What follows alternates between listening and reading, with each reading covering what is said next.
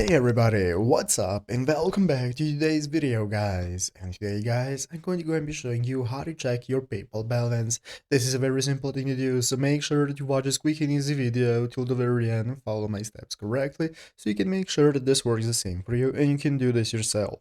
But yeah guys, let's get straight into it. So first things first, we're going to go and be opening up the official PayPal website right here, paypal.com if you're not already.